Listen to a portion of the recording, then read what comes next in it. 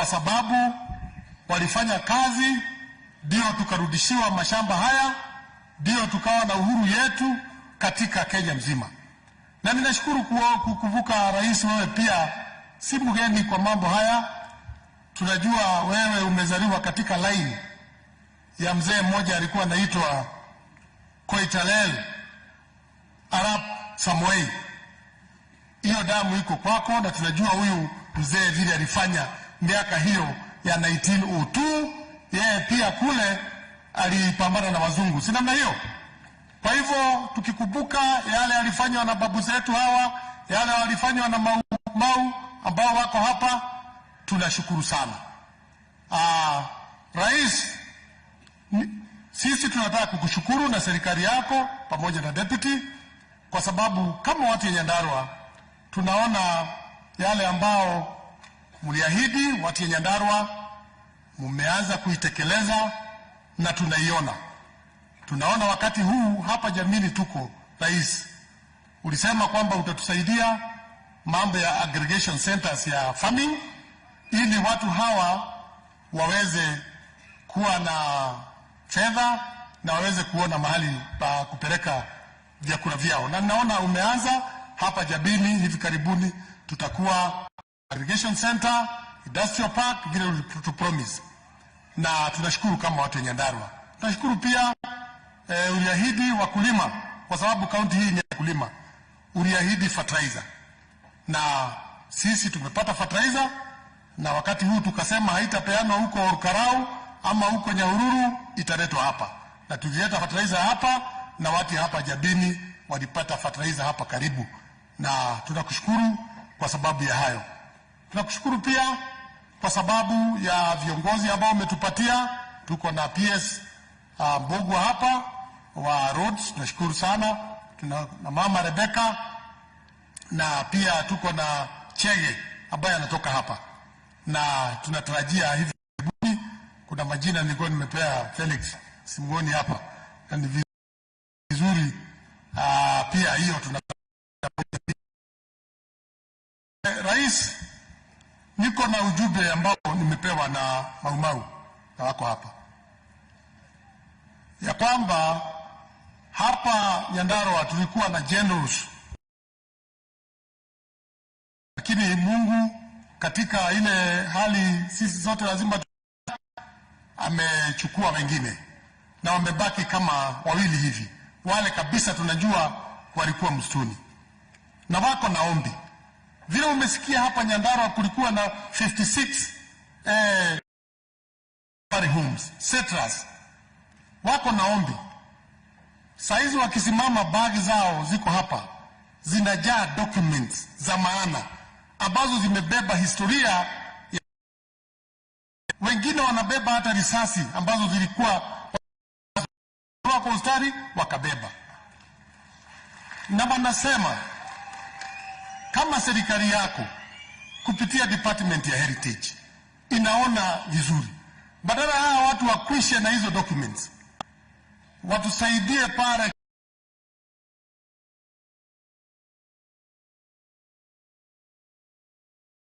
Kinyawe, kuna mahali tunataka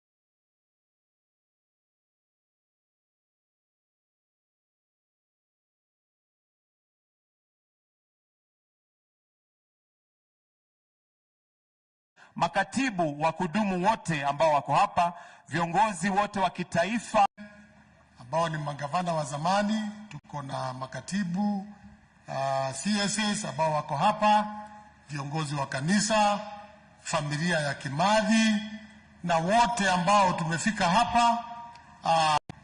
Hamjambo. Hamjambo tena. Yangu kwa niaba ya watu wa Nyandarua ni kusema karibuni tunapofanya kazi hii. Kweli sisi kama watu ya Nyandarua tumeondokewa na mtu ya maana sana. Tulikuwa tukijihisi tukiwa na yeye hapa ni kama dunia yote iko hapa, lakini tumeona watoto ya watoto, na kwa hivyo tunajua mama hajawacha bure, ametuachia kazi ya kufanya. Kwa hivyo nasema karibuni hapa Nyandarua, na tunashukuru sana. Naona mmekuja kwa wingi ili tufanye kazi hiyo. Rais, hapa tuko ambapo tunaenda kumlaza mama leo ni katika sehemu moja ya settlement ya Happy Valley Homes. Kumaanisha hapa ni mahali wazungu walikuwa sana. Nataka watu wajue kwamba Nyandarua ndio ilikuwa epitome ya Maumau. Nyumba hii mnaona pale ilikuwa ya mzungu, alikuwa anaitwa York Davis, na kulikuwa na nyumba zingine kama hizo 56 katika area hii. Na tunashukuru sana Maumau kwa sababu walifanya kazi, ndio tukarudishiwa mashamba haya, ndio tukawa na uhuru yetu katika Kenya mzima. Na ninashukuru kuvuka rais, wewe pia si mgeni kwa mambo haya. Tunajua wewe umezaliwa katika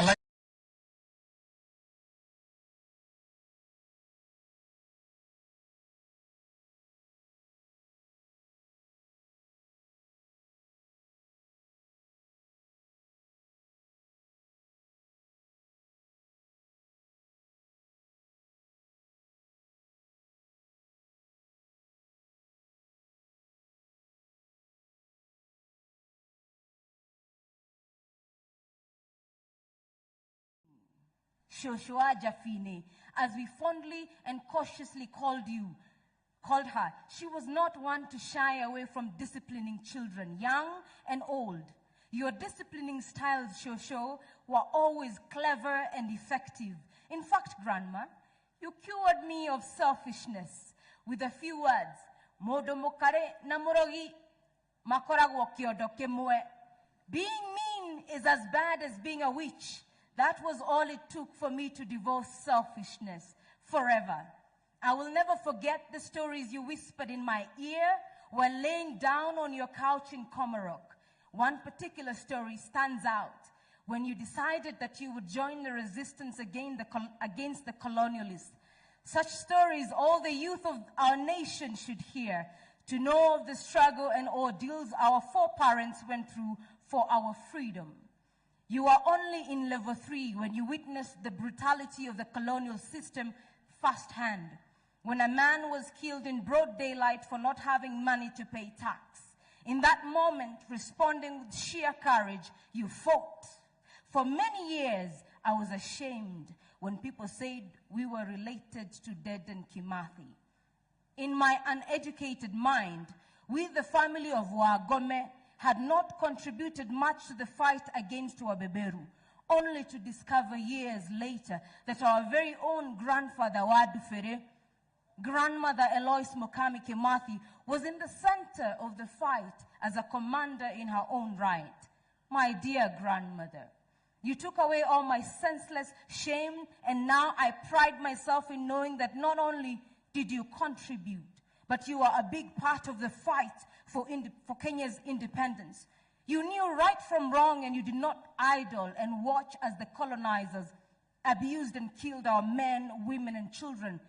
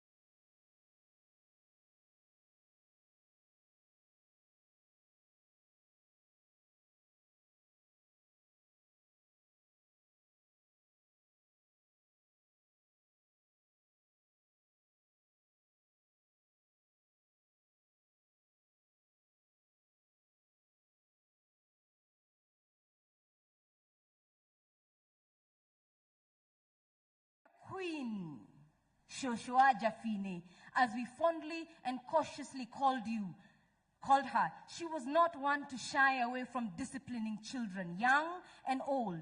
Your disciplining styles, Shosho, were always clever and effective. In fact, Grandma, you cured me of selfishness with a few words. Modo mokare na morogi, makoragwo kyodo kemwe. Being mean is as bad as being a witch. That was all it took for me to divorce selfishness forever. I will never forget the stories you whispered in my ear while laying down on your couch in Komarok. One particular story stands out when you decided that you would join the resistance against the colonialists. Such stories all the youth of our nation should hear, to know of the struggle and ordeals our foreparents went through for our freedom.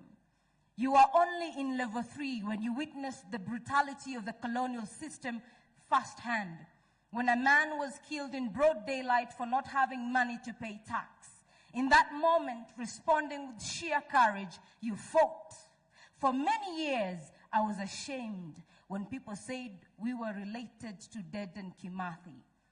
In my uneducated mind, we, the family of Wagome, had not contributed much to the fight against Wabeberu, only to discover years later that our very own grandfather Wadufere, grandmother Eloise Mukami Kimathi, was in the center of the fight as a commander in her own right. My dear grandmother, you took away all my senseless shame, and now I pride myself in knowing that not only did you contribute, but you are a big part of the fight for Kenya's independence.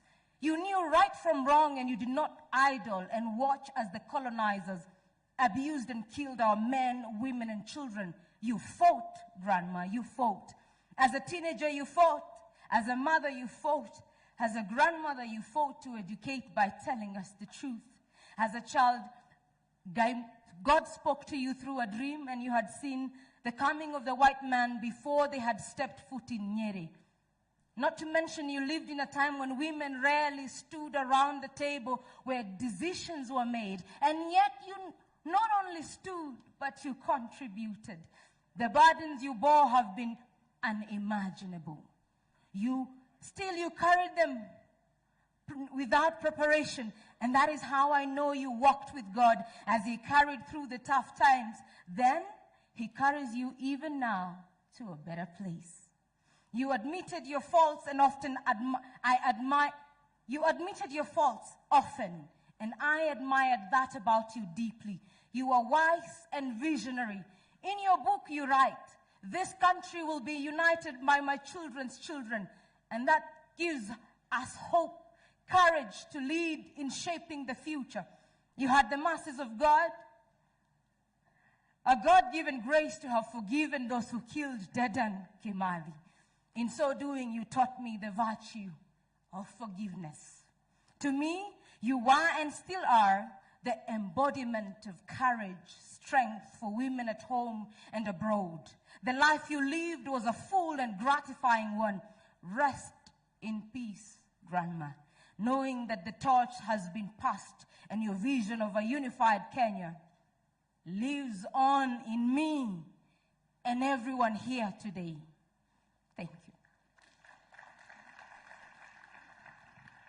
Your Excellency, I think we made a mistake. We would have had her as the master of ceremony, and I've taken a back seat.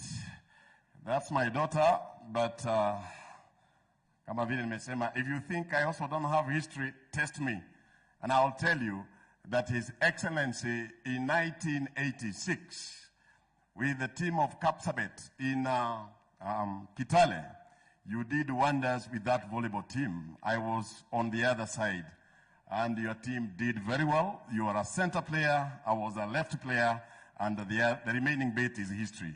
Your deputy president, when you were at the university in 1986, you were the setter of the Nairobi University team, the volleyball team, and you played with Rusweti. Your Excellency, you played with the Kirunda, you played with the Saitoti. The rest is history. I was just trying to tell her I also have my own history. And without further ado, allow me to invite Madam Evelyn. Madam Evelyn is the last born, and this last born has been very dear to us. She's really assisted us. She will lead her eulogy, and we shall insert one, Mr. Gitonga, that we forgot, of the lady who was with the mother until she parted, and that is Madam Miriam Nyawera.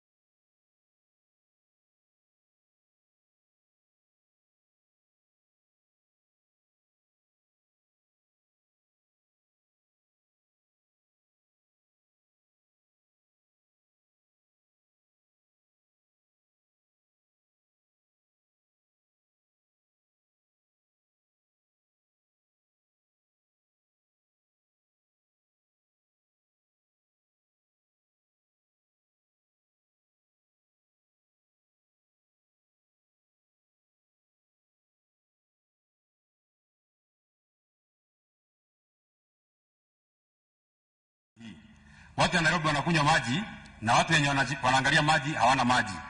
Na hata hatuna shida kubwa na hiyo Your Excellency. Shida kubwa hata sio hiyo Your Excellency. Shida kubwa ni wale watu wa Nairobi. Hiyo watu wa Nairobi wanakunywa maji hata wanawasha nayo gari na sisi hatuna hata ya kukunywa. Hata kama wangekuwa wanakunywa peke yake ingekuwa tunaona ni sawa sawa. Lakini mpaka wanawasha gari, mpaka wanaweka kwa maua. Kwa hivyo Your Excellency, nataka hiyo kazi tufanye na wewe. Kwa sababu kuna treaty ilitengenezwa hapo ikasema hatuwezi tengeneza intake. Kabla hatujatengeneza vile tutaweka maji kwa hawa watu hapa Njabini. Nataka watafutie watu wa Njabini hapa, hawa wenye wako hapa. Kuwatafutie tanki kila mtu aweke nyumbani, kwa sababu hiyo kazi ni ngumu sana Your Excellency. Mimi nataka ufanye nusu na mimi nifanye nusu. Wewe utafute pesa ya tank na mimi nikuletee majina ya watu wenye tunapatia tank na mambo yote yaenda sawa sawa. Ndugu Your Excellency, sawa. Watu ya hapa Njabini, kwa sababu ya hii damu yetu iko hapa, wanapata shida kubwa ya kifua, shida kubwa ya arthritis. Na tuko na hospitali yetu nzuri sana pale inaitwa Njabini Health Center. Na Your Excellency, tunakuomba kwa heshima kubwa utusaidie katika kutengeneza hiyo hospitali yetu iwe hospitali watu wa Njabini watafurahia. Na kwa sababu hiyo kazi ya hospitali Your Excellency ni kazi ngumu sana, nataka ufanye kazi nusu na mimi nifanye kazi nusu. Wewe tafuta pesa ya kutengeneza hospitali na mimi nikutafutia jina ya hospitali na mambo yote iende sawa sawa. Mwisho kabisa Your Excellency, ama karibu na mwisho, unajua mimi na wewe tunaenda kanisa moja. Mimi naenda kanisa ya IC, wewe unaenda kanisa ya IC. Wahubiri wako hapa na wanatuhubiria maneno mzuri sana. Your Excellency, nimesikia kwa wahubiri hawa, mtu mwenye anaahidi watu kitu na akosa kutimiza, akifika mbinguni atakwama, hata kubalishwa kuingia. Na mimi sitaki siku moja tukifika huko uniulize kwa nini mimi nakwamishwa kwa sababu ya kitu niliahidi na sijafanya. Iko barabara yetu inaitwa Kinamba kwenda Karangadha kwenda kwa haraka. Hiyo Your Excellency, kwanza mimi ni lazima nitetee hiyo kwa sababu hata mimi umeniingiza kwa hiyo mtego. Uliniambia hata mimi niseme tutajenga. na mimi mwenyewe sijui mahali ya pesa hiyo mahali itatoka. Kwa hivyo kwa sababu nimekusaidia kazi mingi, hiyo wewe jua vile utangangana nayo, tupate barabara pale, ndio tukifika mbinguni mimi na wewe tusifungiwe nje, kwa sababu tuliahidia watu ya hapa. Karibu na mwisho, Your Excellency. Karibu na mwisho, Your Excellency. Kwa sababu kuna maneno mengi tumeomba. Mimi nataka niwaombe msamaha. Mimi sasa ni msamaha ninataka kuomba. Nataka nikuombe msamaha wewe, na nimuombe naibu wa rais msamaha, na nimuombe Mheshimiwa Raila Odinga msamaha. Tunataka kuomba msamaha, mimi mwenyewe niombe msamaha sana. Munisamehe sana kwa sababu nimesikia iko kitu mmekuwa mkitafuta huko Nairobi, na hiyo kitu mmekuwa mkitafuta Nairobi mimi ndio niko naye. Mpaka nikasikia mlifanya mpaka maandamano huko Nairobi mkaribu mali ya watu. Mlikitafuta kitu ilikuwa inaitwa sava, na mimi ndio niko na sava. Hiyo sava mlikuwa mnatafuta huko Nairobi mimi nimeshafungua. Na Mheshimiwa Raila Odinga nimefungua ile sava, na nikaona hii watu walitulima. Hii watu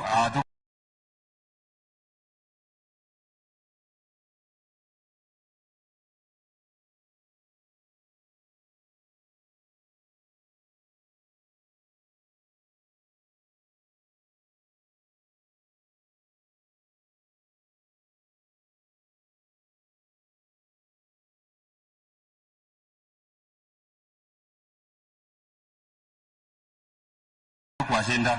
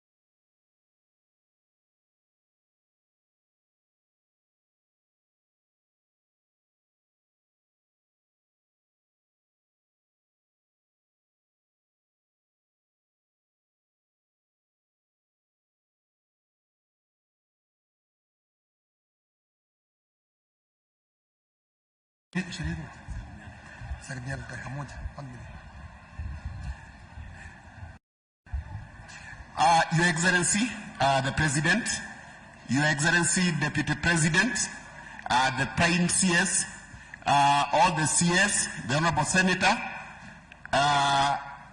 members of Parliament, Honorable members of the County Assembly of Nyandarua.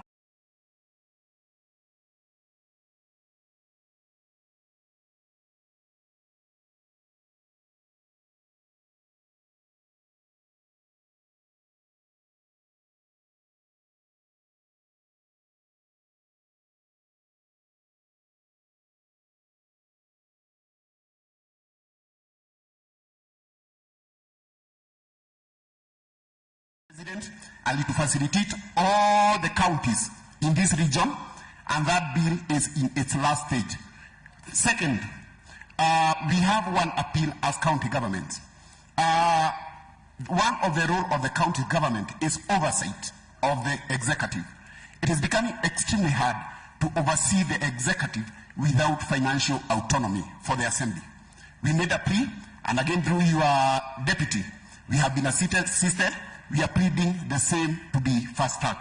Otherwise, God bless you. Asante sana. Mungu awabariki. Na pia natuma rabirabi zangu kwa hii familia ya Kimathi. Thank you, Your Excellency. Haya, kwa wale deputy governors na governors ambao wako hapa, tutapatia gavana moja aongee kwa niaba ya hawa. Sasa wale deputy governors mko hapa, simameni.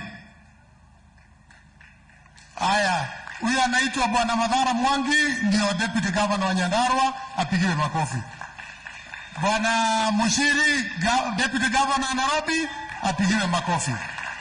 Sasa Governor Kahiga, unaweza sasa kuongea kwa niaba ya magovernors wote, na bora usikirimu ati Kimathi alitoka huko. Kimathi ni hapa. Asante sana Governor Badilisha wa Nyandarua. Kama ulivyosema ni ukweli, Kimathi alitoka Nyeri. Your Excellency the President, Daktari William Samoei Ruto, your deputy, mtoto wa Maumau, Rigathi Gachagua, Prime Cabinet Secretary Musalia Mudavadi, the former Prime Minister, viongozi wote walio hapa, the family of our heroine Mama Mukami, Maumau wote na wananchi hamjambo. Leo hii nimekuja kutoka nchi ya Maumau kule, mnajua Nyeri, na nimekuja ndio niweze kuleta rambirambi zangu kwa jamii na niweze kuja kushirikiana nanyi siku ya leo ambao ni siku ya maana sana katika taifa hili, tunapomkumbusha na kumpumzisha shujaa wetu. Niseme kwa siku nyingi tumekosa kumpa nafasi anayostahili Eulogy Mukami, kwa sababu yeye ni shujaa by her own right. Every time we speak about Mukami, tunaongeza Dedan Kimathi. But Mukami is a fighter, a warrior ambaye aliingia kichakani kupigana yeye mwenyewe. Na ni vizuri tujue kwamba katika taifa hili kuna barabara ambazo zina jina la Dedan Kimathi. Kuna shule ambazo zina jina la Dedan Kimathi. Lakini hatuna shule hata moja iliyoitwa Mama Eulogy Mukami. Hatuna barabara iliyoitwa Eulogy Mukami, na leo ninataka kuwa mtetezi wake. Sikule Nyeri tutaweza kufanya hiyo kazi, na tunaomba serikali kuu, kwa sababu mko hapa, Rais, let us name a road in honor of Eulogy Mukami. Number 2, Your Excellency, as we sit here, tunapoenda kupumzisha hawa, nataka niongee kidogo juu ya Nyeri na Maumau kwa in general. Katika kaunti ya Nyeri tuko na colonial villages 218, Your Excellency, mahali ambao hawa mashujaa wanaishi. Wengi wamezungumza juu ya titles. Mimi mmoja nilizaliwa in one, na mahali nilizaliwa, Your Excellency, belonged to my grandmother, na yeye alinyang'anywa na akafukuzwa. Tukaenda kurandaranda huko kutafuta mahali ya kuishi. Ni vizuri kwa sababu serikali nyingi zimekuja, na serikali hizi zimekuwa viziwi. Ni vizuri tuseme hapa, hazisikii kilio cha Maumau.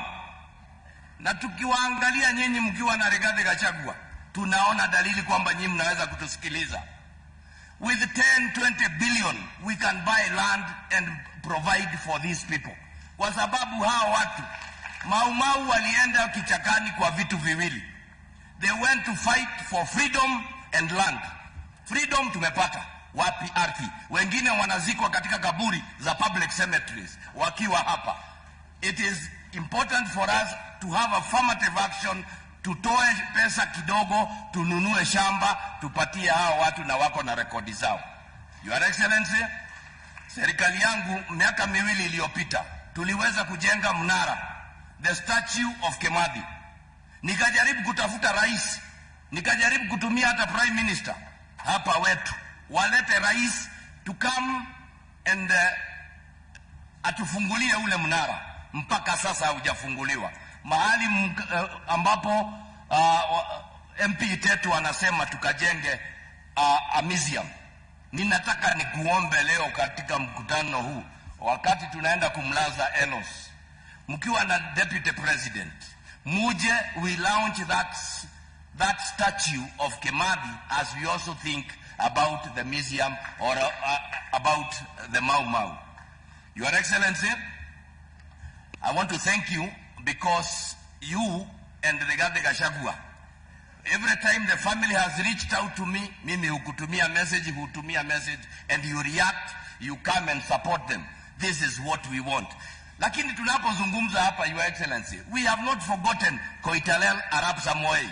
We have not forgotten Mekatilili wa Menza ambaye yuko kule chini. Tunapong'ang'ana kutafutia hawa wananchi wa Nyeri na hawa Maumau, tunapowatafutia angalau a grave, because that is key. Let us also remember those others ambao walinyanyaswa. Now, why did we go for, kwa nini tulipigania uhuru? Ndio tuweze kujitawala kama Waafrika. Na tunapojitawala kama Afrika, it is so that we can be in charge of our destiny. Today as we sit here, as we come to, tunapompuzisha kiongozi huyu wetu, tunataka tuambie jamii, Mungu awe nanyi. And please, we want to say this. Serikali zilizoko ni zenu. Serikali ya Nyeri, serikali ya Kiari badilisha, serikali ya William Ruto, reach out. Tusiwe tunasikia kila siku tukija hapa watoto wa Kimathi hawana kazi, wa Njogo hawana hiki na kile. Reach out and make noise, and others too. So I want to take this opportunity to thank all of you. Sisi watu wa Nyeri tumempoteza mama ambaye tulimpenda, na niwaambie mashujaa wote wa Maumau, please do not give up. Tusife moyo, tuko na serikali ambayo itatusikiliza na mambo yetu yatakuwa mazuri. May God bless you. Thank you very much. Naendelea vizuri, Your Excellency.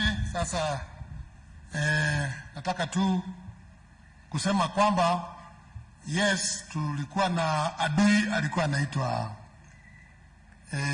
wale wabeberu, tulifukuza. Kwa wakati huu tuko na adui mwingine ambaye anaitwa climate change na food insecurity.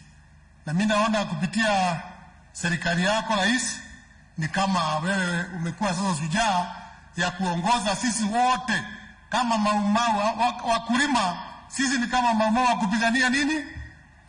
Food security.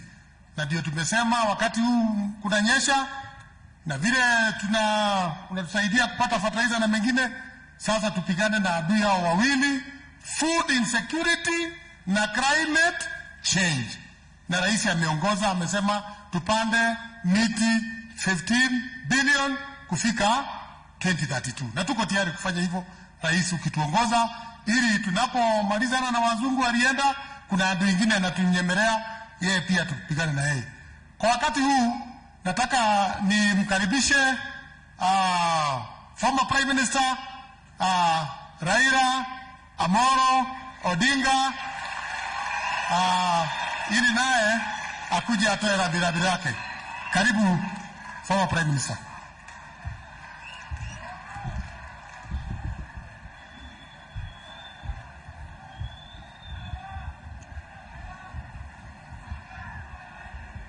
Haya.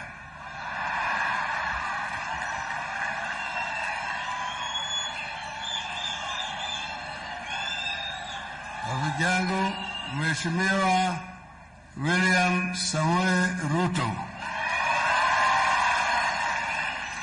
waombolezaji wote ambao wamefika siku ya leo, Murega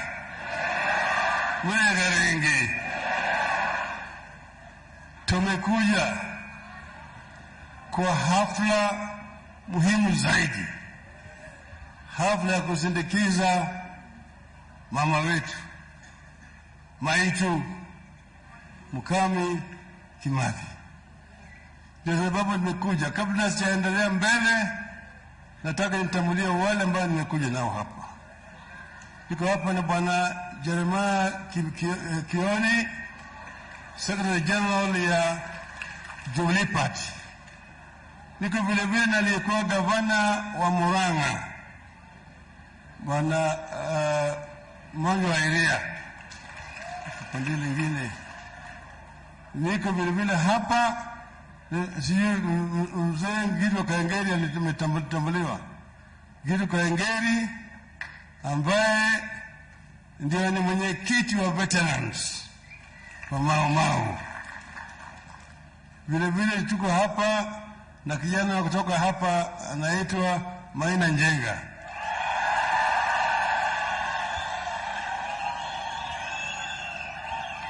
Sasa siku ya leo ni siku muhimu sana. Nataka kutoa shukrani kwa serikali kwa kutambua mama na kusema hii hafla itakuwa hafla ya kitaifa. Lakini nataka kuwakosoa. Bwana Gachagua alisema it is a national funeral, lakini bendera haikuwekwa nusu mlingoti. There must be the flag must be flown at half past if it's a national funeral. Pili, mama huyu alikuwa anawasia, alisema angependa siku ambayo anazikwa hapa ile mzoga ya mwili ya bwana yake itolewe kule Kamiti prison, iletwe hapa izike pamoja na yeye hapo kazi yake. Hiyo ni wishi yake ambayo ingawaji hajafanyika hapa. Mimi nataka kuambia waangalie hiyo maneno ifanyike. Na leta risala ya rambirambi ya rais aliyestaafu Uhuru Muigai Kenyatta, ya Kalonzo Musyoka, Mama Martha Karua, wote mleta risala ya rambirambi. Huyu mama ni rafiki yangu. Ukiona katika hiyo kitabu mko naye hapa, utaona picha hii ambayo tumepiga na yeye moja yao. Hiyo picha ilipigwa katika boma hii. Kwa boma hii sio mara moja. Hivi niko hapa anajua mambo haya yote. Vile vile tumekuwa naye mpaka kule pale ambaye Kimathi alishikwa, pale alipigwa risasi. Tumeenda naye pale ambapo jamaa wanasema nataka hiyo museum pamoja na yeye. Nilipoenda kumwona yeye mwaka jana, alikuwa anaugua kule Korokocho. Akaniambia mimi yeye amechoka kuishi katika nyumba ya kukodisha. Nikamwambia tutatafuta yeye nyumba. Na tukatafuta nyumba ya National Housing Corporation kule ya River. Nilinunua yeye nyumba kule. Tulijuana na yeye miaka 28 iliyopita. Alikuja kwa ofisi yangu, akaja na mjukuu wake ambaye alikuwa anaitwa Kimathi Junior. Akaleta huyo kijana alikuwa anataka kwenda kusoma huko India. Na mimi nikamsaidia kijana akaenda India. Alipokuwa kule India alikuwa ananiandikia mimi barua mara kwa mara vile yeye anaendelea. Nikamwambia soma vizuri kabisa, wewe ndio Kimathi ambayo inakuja sasa. Akasoma mpaka kafuzu, lakini bahati mbaya alipomaliza ilikuwa anatarajia kuja hapa, akapata ajali huko. Alishika stima, akachomeka na stima na akafariki. May the Lord rest his soul in eternal peace.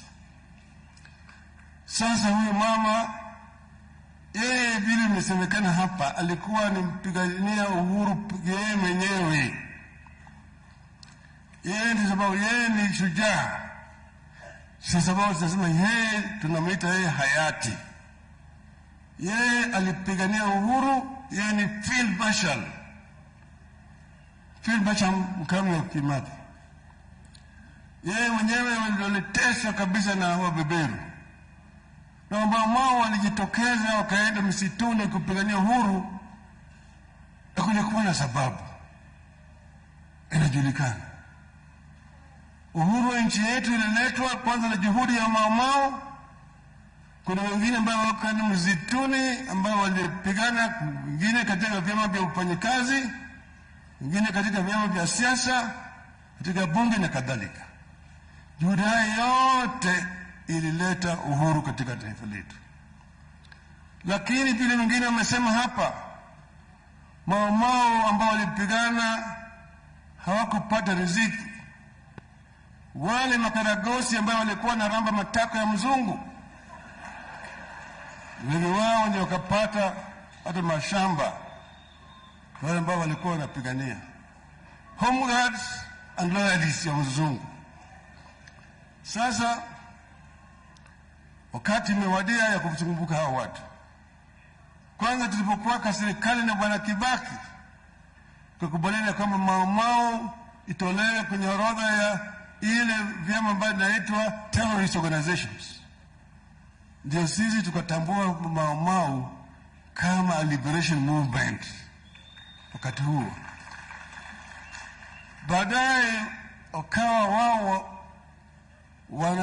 kupitia kwa chama chao kiongozwa na mzee Gitu wa Kaingeri huyu, wakanataka ridhaa kutoka kwa serikali ya Kiingereza, wakaajiri mawakili, wakashtaki serikali ya Uingereza katika mahakama kuu ya Uingereza for the compensation ya Maumau. Lakini sasa kesi hiyo ilikuwa inaendelea, gharama ilikuwa juu. Wakaja kwangu na mimi nikaenda kama waziri mkuu Uingereza, nikaongea na waziri mkuu wakati ule David Cameron katika ofisi yake namba 10 Downing Street.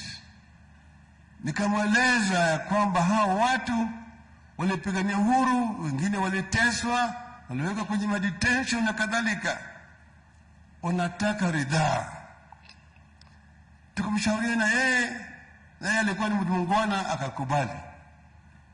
Tukakubaliana out of court settlement kama mambo ya Maumau, na serikali ya Uingereza ikalipa shilingi bilioni 2. Tena wakakubali kujenga monument ya ukumbusho Maumau. Hiyo monument walileta pesa, wakajiri kandarasi, na mimi mwenyewe nilienda pale Uhuru Park, Freedom Corner, tukajenga pale monument ya kukumbuka Maumau kwa sababu kwa msaada ya serikali ya Uingereza. Kwa tunasema shukrani. Sasa huyu mama amefanya yake. Maumau walienda katika msituni, walikuwa na sababu. Kiko mambo ya vita iko mara mbili. There's 2 types of violence. Bwana Nelson Mandela alipokuwa anashtakiwa kule mahakamani ya Afrika Kusini, alipokuwa anajitetea katika mahakama ya Rivonia, alisema, mimi sipendi mambo ya I detest violence because violence begets violence. There are 2 types of violence. There is what you call oppressive violence, that the violence which the system uses against the people. And then there's another type of violence that is called defensive violence. That is the violence which people use to defend themselves against oppression. When the police disperse innocent citizens who are demonstrating, that is called oppressive violence. When the people defend themselves by throwing stones, that is called defensive violence. The two are not the same. We have said our country, that these Maumau use violence to defend our country. And in doing so, our country attained independence. We must therefore create a lasting system that will ensure that we never get back again in a situation where people are going to be oppressed. We must create a society that is understanding and sharing. We must not look at each other as enemies. We must also deal with this issue called ethnicity or tribalism. When Kenyans were fighting for independence, there was no tribalism. People were all united as one people.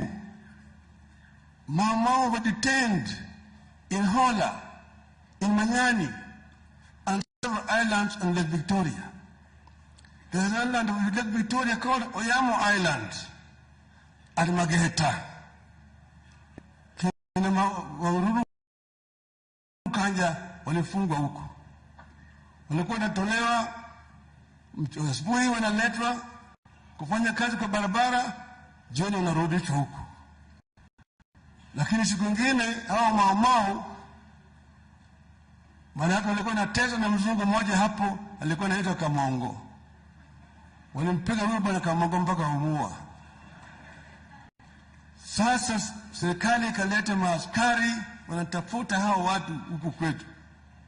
Ndege ilikuja, alafu nasema katika redio ati Mkikuyu, Mberu na Mwembu ni watu hatari. Ukiona mmoja kuja karibu, piga ripoti kwa polisi mara moja. Hii ilikuwa poroja ya wabeberu. Lakini wale wapigania uhuru waliwaambia wananchi ya kwamba Wakikuyu ni watu wetu. Walisaidiwa mpaka wakapita, mpaka waingie kule Uganda wakaenda. Wakati kuna ubaguzi, Wakenya wote waliungana pamoja kama kitu kimoja.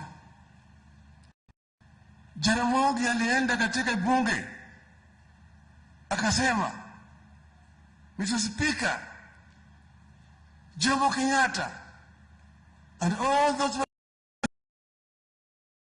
and are the true leaders of our country, and their continued detention by the colonial government offends the consciousness of our people. Wakati huo wengine wa Afrika ambao walikuwa wabunge walimkanusha Jaramogi, wakasema ati those people were at that time but were not elected anybody. We are now the current leaders. Lakini Jaramogi alisimama imara. Wakenya wakaungana pamoja. Watu wa Murang'a wakasema Jaramogi amesema ukweli. Eldoret wakasema ukweli. Mombasa wakasema ukweli. Ndio kaanza mambo yanaitwa Uhuru na Kenyatta. Mpaka uhuru ikapatikana. Uhuru wa Kenya ilikuja kwa sababu ya umoja wa Kenya. And we want Kenya to continue to remain united. And Kenyans will united and must also speak truth to power. Mwambia truth to power. Pana tiswa, pana ogopa. Unaogopa nini? Lakini unaogopa. Kwa hivyo sisi kama waandazimio, si waandazimu. Sisi si waandazimu. Tunaweza tu kuelewana. Tunaweza tu kuelewana. Sivyo? Huyu bwana senator ananiambia mimi ati yeye anakuwa maneno sawa. Si nani alituma yangu kile sawa.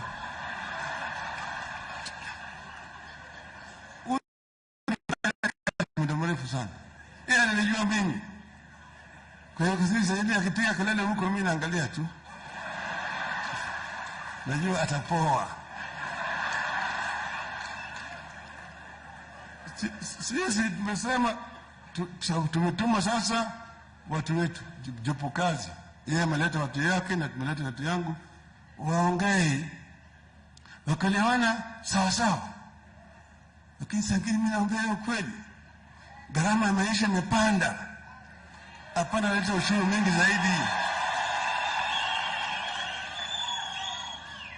Hapana, ni weko tena mzigo mwingine juu yake. Punda imechoka. Jamaa hawaambii wewe.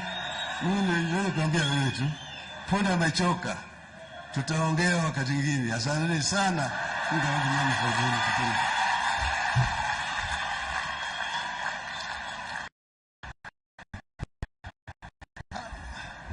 Asante sana former Prime Minister kwa sababu ya mazungumzo yako. Wakati huu nataka muniletee huyo mzee Maumau mmoja ili tusitoke tunajisikia sauti hiyo ya Maumau, na akimaliza kuna mtu mmoja tu atatuwekea kawimbo alafu tuarike Prime Minister, waziri mkuu aendeshe program. Kwa hivyo huyu mzee anakuja hapa, alikuwa msituni na anaitwa Brigadier Kifoko. Karibishe kwa makofi.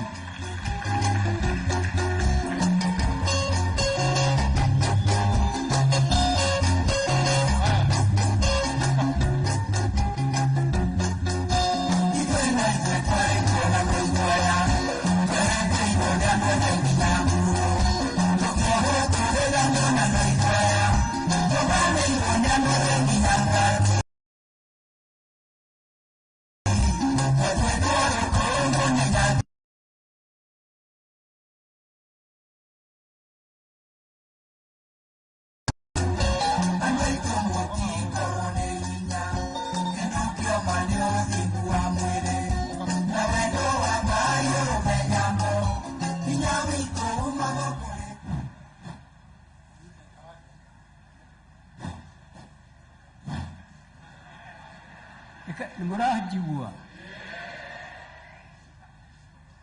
Mwadani Agosho Dai Dai Dayo Dayo Tekino dwa muthenya uyu wa kinya tondu Ngai niaugite muthenya uyu ukorwo wiho ndijiguaga kieha muno ndanoka mucii uyu ndanarara kuo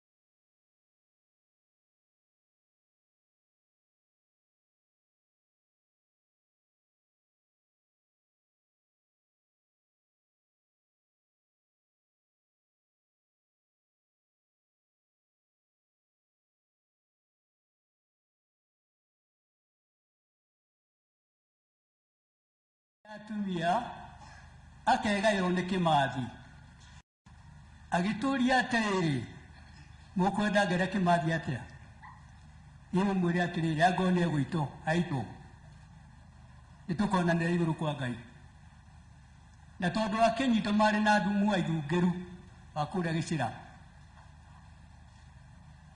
athie niararire ajiraga atiriri Kimathi amwona arugire na iguru akimwira ndetikire nyina wa ciuri nduike igongona ya bururi uyu nduika gondu ka bururi uyu no uri ukendia teri to niguo atuma ngue age kugura arore o niguo ikiona mundu ekia mugunda angia kugura akaimba mwiri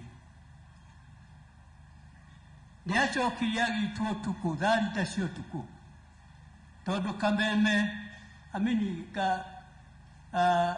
kang'ora karerire tharita cio tuku karĩkia kũrĩra rĩ thaa mũgwanja tũkiuga nĩ gakira agĩitwo tondũ niĩ ndahonokire harĩ nĩ gũitwo nĩnjũĩ ũrĩa mũndũ aitagwo ũrĩa aitagwo hĩndĩ ĩyo rũcinĩ nĩ arehirwo nĩ athũngwana mena mĩcinga nĩ twahũrĩte nguo tũkaiga nguo thĩgĩngĩ-inĩ twagĩtigwo njaga mũthũngũ ũrĩa amũrehete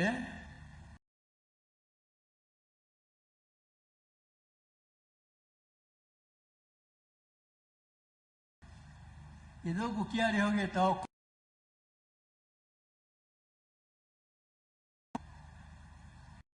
igĩtwĩra atĩrĩrĩ ile mtu ambao unajua pale parking Mau Dedan Kimathi toka haraka tukirigwa rauga atĩa agĩcokera rĩngĩ tukĩoya mĩrĩngĩti tukiuma nja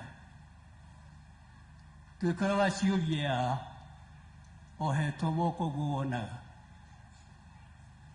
gĩthũngũ kĩu kĩoimĩte Kĩng'ong'o gĩgĩtwĩra Sukueni weka Kabũrĩ tondu kamiti kwenjetwo irima kĩmũtaro kĩnene mũno ũrĩa woko gaikio hau thĩinĩ kaumĩrwo gatĩri kanini ũrĩa ũngĩ agoka gaikio gatĩri-inĩ kau tukimwĩra tũgũthike wika akiuga pana weka kama watu wengine tukimwĩra aca mũndũ wetagwo Stephen Mũgwa Ndũiga akĩmwĩra tũgũthike wika tangĩthikwo na mũndũ ũngĩ kama nakataa mitalete watoto yangu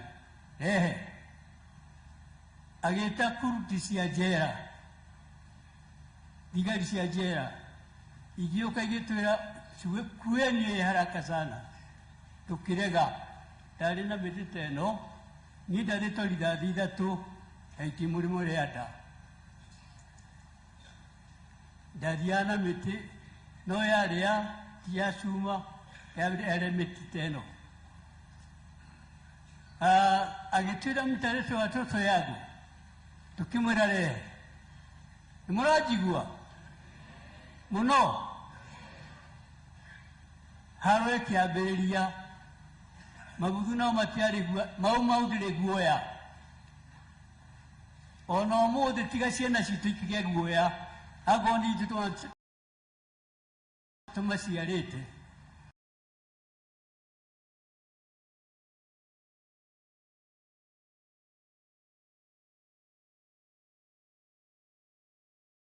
kuruga ũguo gathũngũ getagwo Tana gagiuga gĩtugĩ sauri gani twĩkĩra twende gũthikwo mũndũ we wika o ũguo tu mũtikarue rĩngĩ reke ndĩmũrehere matoki na gĩciko ndirikanaga ũhoro ũcio ngaigua ngoro yakwa ũru tũkĩreherwo matoki na gĩciko tukĩenja irima rĩa Waciũri na nĩ ndũire njugaga ona redio-inĩ akorwo nĩ iriku mũno biũ nĩ biti 4.5 ũguo ndanauga Wanjũguo anaigua ngiuga ũguo akorwo nĩ iriku irima rĩu nĩ buti 2.5 na nĩ biti 4.5 rĩu rĩ ingĩhoya rais witũ ningĩkuomba tafadhali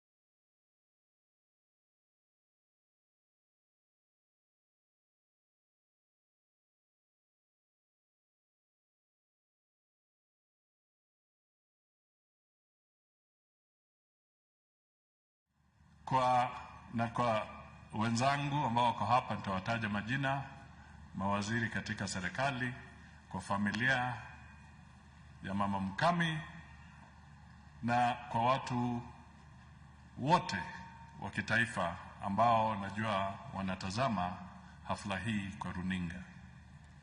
Tunasema poleni na Mungu alaze roho ya mama pahali pema peponi, ili tuwe na utulivu na pia awafariji wale ambao wamebaki, wawe na hali ya kunawiri kwa maisha yao. Hapa tuko na mawaziri wawili. Kuna Mama Alice Wahome, waziri wetu wa maji, akisimama itakuwa vizuri, nimeambiwa nitambue Mama Alice Wahome. Pia kuna waziri wa tourism na mambo ya heritage. Haya, kuna Mama Malonza, yule najua alisikia mambo ya museums, wakisema ameyasikia.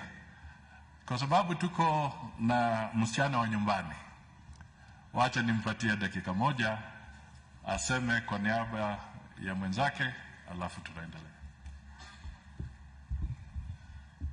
Asante sana Prime Cabinet Secretary Musalia Mudavadi.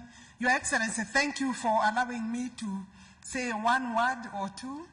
Your Excellency, ingekuwa ni nidhamu, ingekuwa ni vibaya, kwa sababu I consider myself as one of the current democracy defenders and freedom fighters. We are burying a woman hero here, and it is important that we participate, even if in a very small way. Your Excellency, the Deputy President, all protocols observed, I want to say that I also have apologies na rabirabi za Mheshimiwa Eden Duare, na ninajua angetaka kukuja lakini amesema tukubali hiyo rabirambi.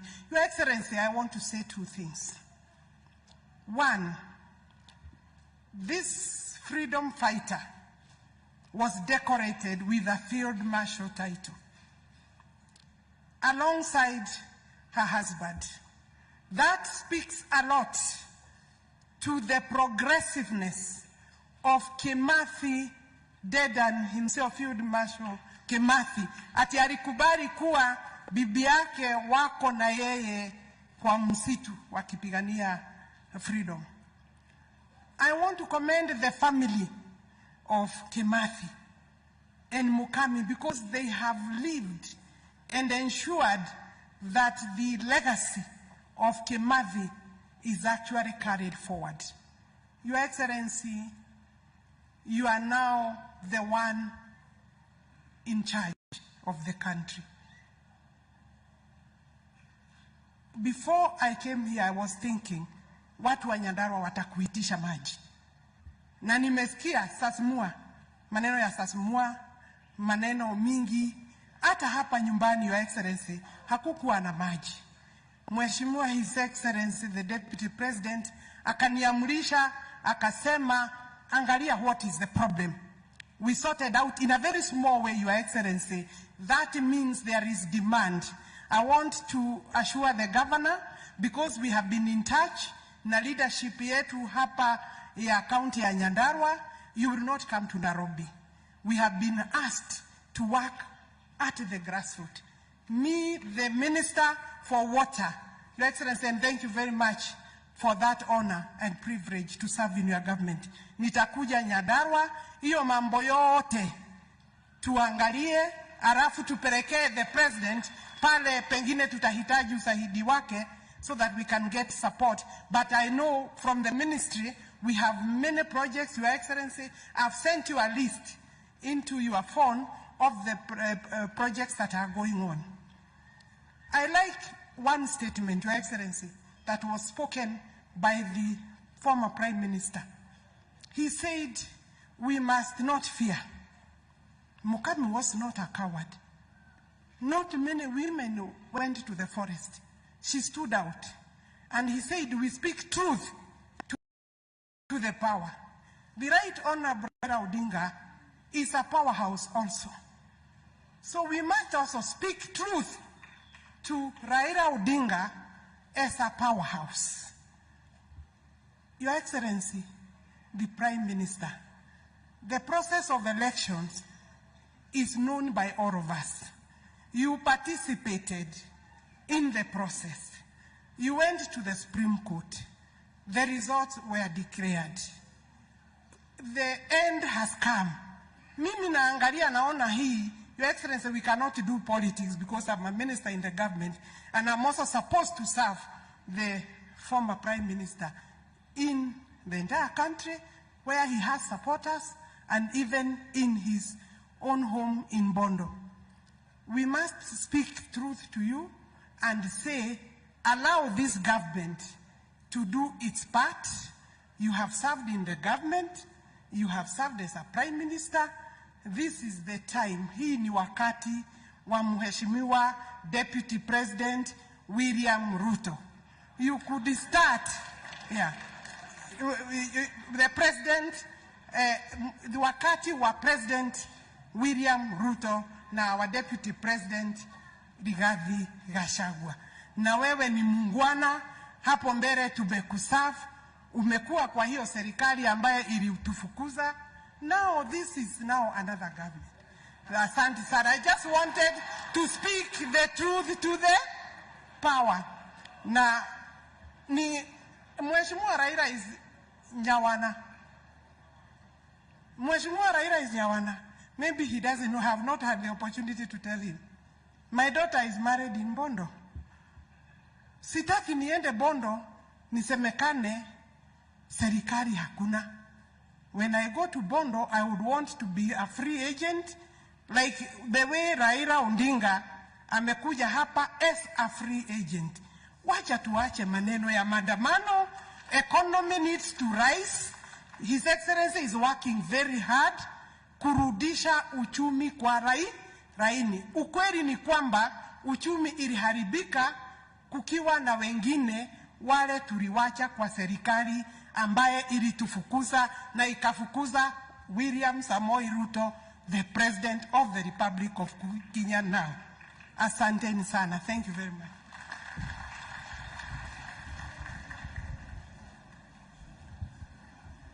Thank you. Pia nataka nitambue kuna Isaac Mwaura hapa. Asante sana. Kuna Beatrice Nkata. Asante. Kuna Rehema Hassan. Aya, alafu kuna Amos Chege. Asante sana. Mheshimiwa Rais, kuna mambo hapa. Mambo. Na magavana wako hapa. Kwanza nataka niseme nakubaliana na Mheshimiwa Raila kwa mambo kadhaa.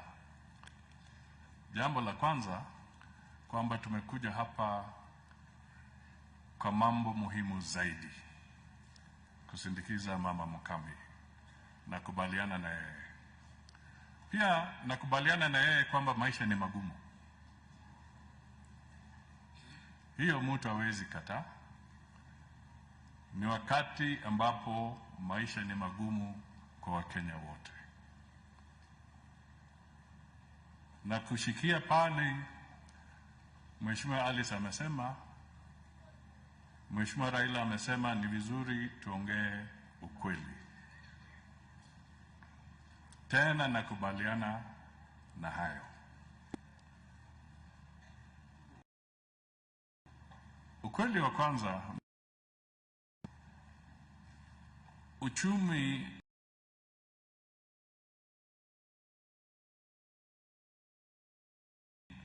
ambao wote wanatuumiza kwa njia tofauti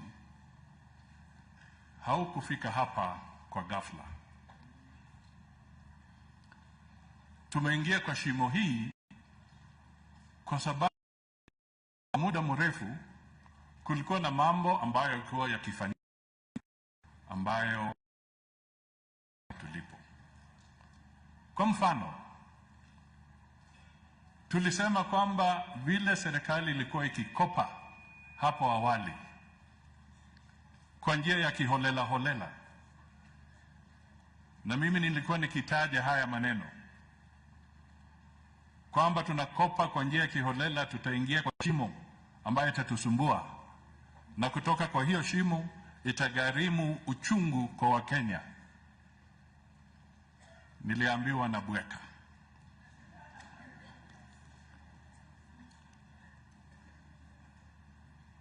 Ukweli wa mambo ni sasa ni lazima tujue kwamba kutoka kwa hiyo shimo lazima tutafute namna ya kupunguza vile tulikuwa tukikopa na vile tutaenda mbele, ili tusiingize taifa letu kwa shimo zaidi. Na kujitoa kwa uchumi kwa hali hiyo ngumu ya kiuchumi, ni lazima kama Wakenya tushirikiane, tusikizane, na ikiwa ni kukosoa, tukosoe tukienda mbele. Na ukweli wa mambo ambao ni lazima sasa tutambue ni kwamba uchaguzi uliisha mwezi wa August mwaka jana, na Wakenya walichagua Mheshimiwa William Samoei Ruto kama rais wa Jamhuri ya Kenya. Hatuwezi tukabadili. Na mimi nilisikia Mheshimiwa Raila akimuita Ruto, alimuita rafiki yangu.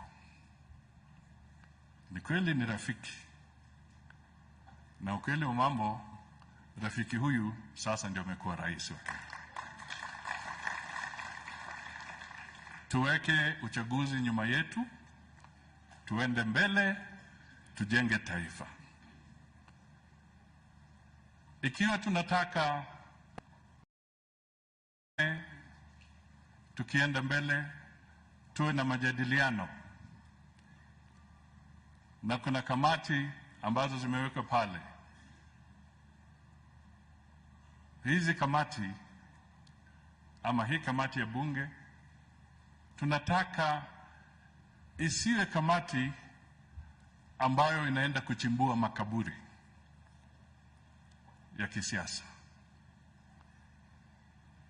Tunataka na tungependa na Wakenya wote wangependa iwe kamati ambayo itaweka msingi kuonyesha Wakenya tunaelekea wapi na tuanze kupata suluhisho tukienda mbele. Kuna ukosefu wa kazi, gharama ya chakula imeenda juu, na kuna matatizo pia katika ulimwengu ambayo yanachangia ile shida ambayo tunapata kama Wakenya. Ni wakati, kwa kimombo wanasema, let us close ranks, na tusonge mbele, tujenge taifa letu, ili tuanze kupeana nafuu kwa wananchi wote pahali popote walipo katika taifa letu. Na tutafanya tu hivyo ikiwa tutaishi na kuamini kwamba the truth is what sets us free. Kwa hivyo wachungaji, mimi nikuasihi muzidi kutushauri na kutuombea, so that we can reconcile ourselves with the reality of the day, and then we can move forward and we can find common solutions. That is what a decent society ought to do. That is what we ought to do. And that is what the leadership ought to do. We cannot all be in the same basket. We must criticize and correct each other, but let us do it from a position of truth and not a position of just politicking. Hiyo ndio ombi letu, na mimi nasema hivyo tukizungumza kwa mazishi ya mama Mukami kwamba let us be one people, let us be united, and let us speak the truth. Let us not take the people on a path that will not be constructive. And to get out of the economy of this country, it is going to be a challenge. Mimi nilisema na nitarudia kwamba kufufua uchumi wa Kenya sio vile tunatengeneza kahawa asubuhi. Kufufua uchumi wa Kenya itachukua muda, lakini inahitaji tuwe na umoja katika taifa letu. Asante sana kwa kunisikiza, na ni wajibu wangu sasa kumwalika Naibu wa Rais Mheshimiwa Rigathi Gachagua naye anene na mwalike Rais wa Jamhuri ya Kenya.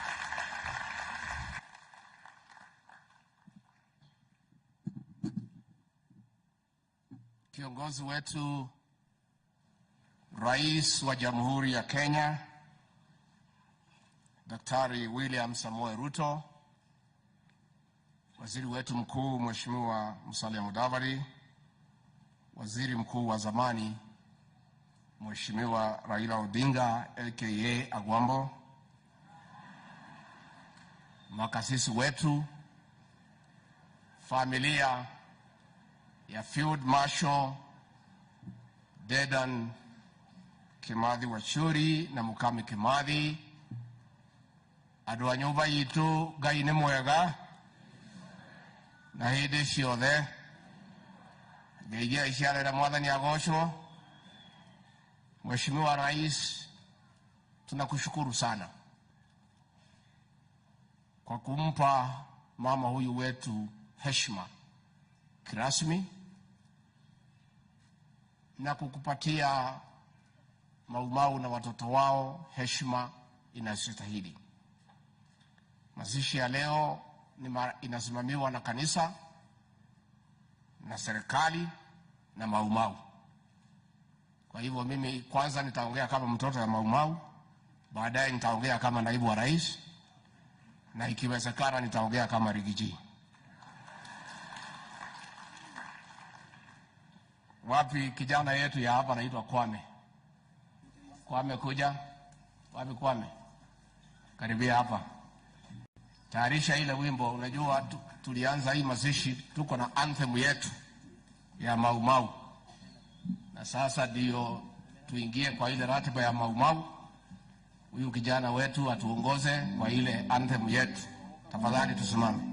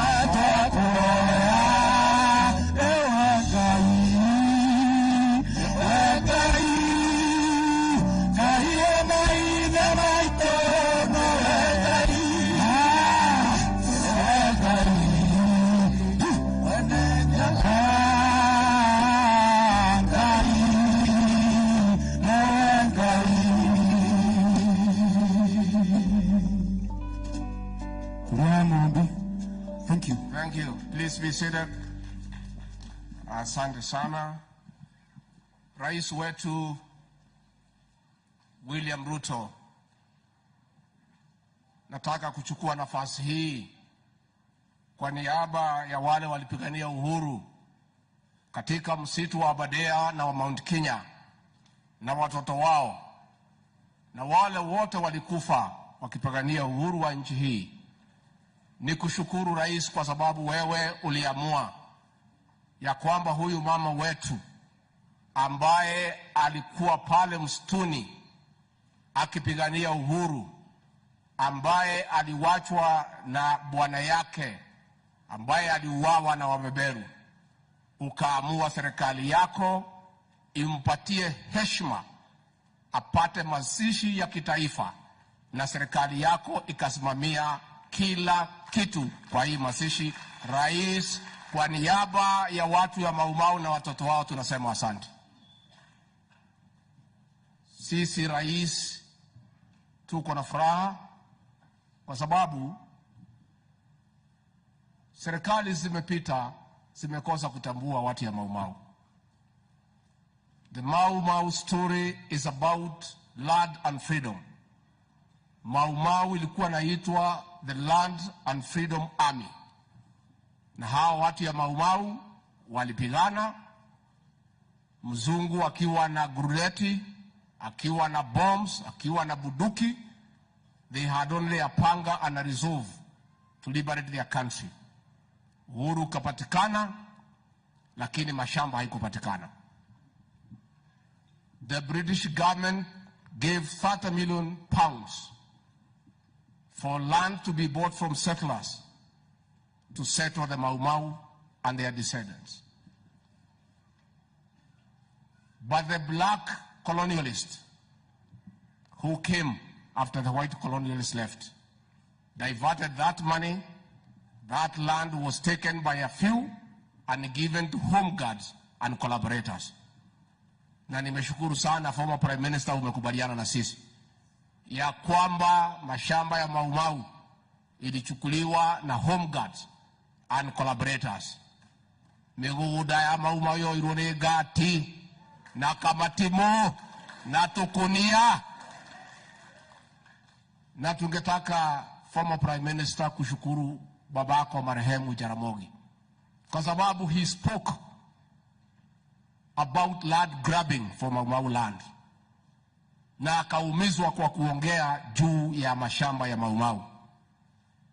Tungetaka kukuomba kwa heshima, waziri mkuu wa zamani, ukitetea wa Kenya kwa mambo zingine zote vile naendelea, tunataka kusikia pia utetee hao watu warudishiwe mashamba yao, na wale walichukua na buda wajua warudishie hao mashamba yao.